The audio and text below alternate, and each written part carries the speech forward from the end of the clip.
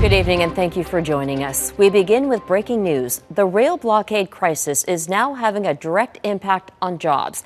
CN is temporarily laying off about 450 employees due to the protests that have crippled Canada's transportation network and the economy. The Prime Minister took heat in the House of Commons today over his handling of the situation.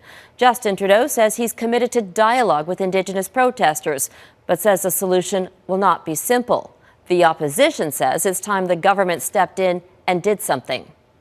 Mr. Speaker, dialogue is not going to pay the bills for people who are facing layoffs because of people breaking the law who have no connection to the Wetaskiwin First Nation. We will exhaust every action possible to resolve this situation peacefully and rapidly. The Assembly of First Nations is calling for calm, and tonight the House of Commons is holding an emergency debate over the crisis, sparked by support of the hereditary chiefs in BC opposed to a natural gas pipeline running through Wet'suwet'en territory. Via Rail is preparing to resume some passenger service in southwestern Ontario. But as Abigail Bimman reports in our top story tonight, the dispute is still far from over. The rail blockade near Belleville, Ontario, still standing after nearly 2 weeks. I know that people's patience is running short.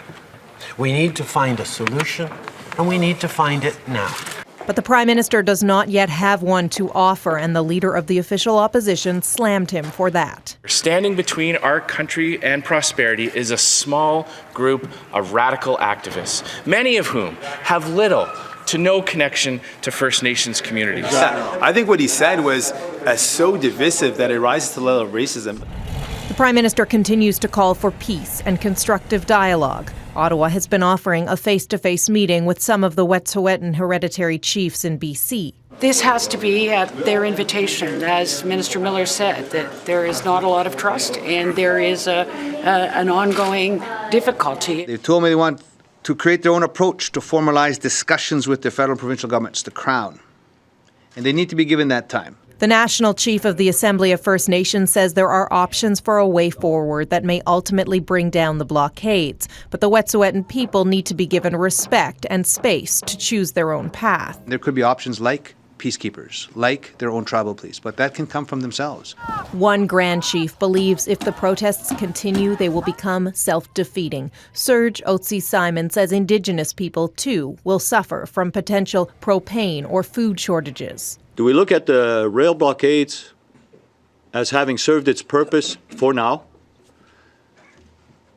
I'm simply pleading with the protesters that have you made your point yet? Has the government and the industry understood? I think they did.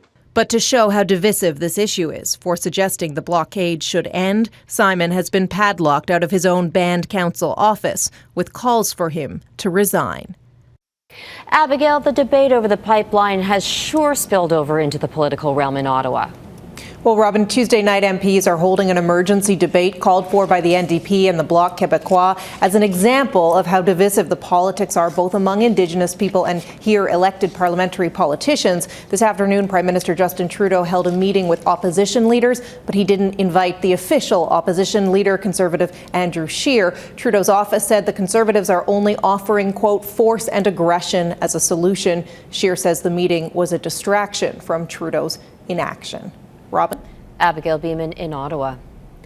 You heard in Abigail's story one Grand Chief with a strong opinion on the ongoing blockades. He wants protesters to step aside.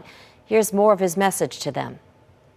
The blockades doesn't mean that you surrender, like I said a while ago. It doesn't mean we're going to just lay down and let them kick us around. No. But it would show compassion along with the strength. Other people are suffering across the country because of this blockade. And not just non-Indigenous, the Indigenous people as well. Shortages in propane and probably food supplies are gonna start getting critical if this continues. So it will be a self-defeating purpose to continue on with the blockade. So I'm hoping that reason and peace are going to prevail, and that the message is going to continue on. There was also a message today for the people calling for police intervention. One Grand Chief spoke about past mistakes and the need to learn from history. To those people who are quick to pull the pin and to come down hard or demand that hard things, it's 30 years ago since the what they call the Oka crisis. It's not that long ago with the Camp Ipperwash, and people you quote that and use that as a reminder to themselves. We should use restraint. Nobody wants to see that again.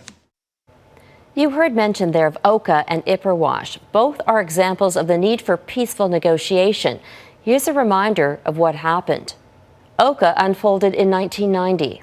The small village in Quebec became a flashpoint when the mayor announced plans for a golf course expansion and condo development project on disputed land that included a Mohawk burial ground. Protesters set up a blockade to stop construction crews, and for months they refused to budge. In July 1990, the mayor called in provincial police to tear down the blockade.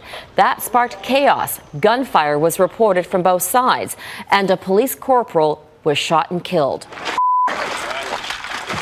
Solidarity protests continued until Quebec called in the army in August.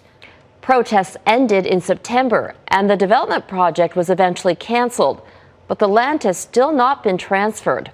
5 years after Oka, in 1995, another conflict over land unfolded, this time at Ipperwash Provincial Park in Ontario. At issue was the Stony Point Reserve, which the federal government took in the 1940s for use as a military camp. The Kettle and Stony Point First Nation repeatedly asked for the land back, but with little movement, they grew frustrated. In September 1995, protesters occupied Ipperwash Provincial Park. The Ontario Provincial Police were called in and violence unfolded. On September 6 of that year, Ojibwa protester Dudley George was killed.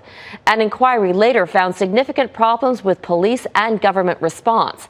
In 2015, the First Nation accepted a $95 million settlement from the federal government, which included the land.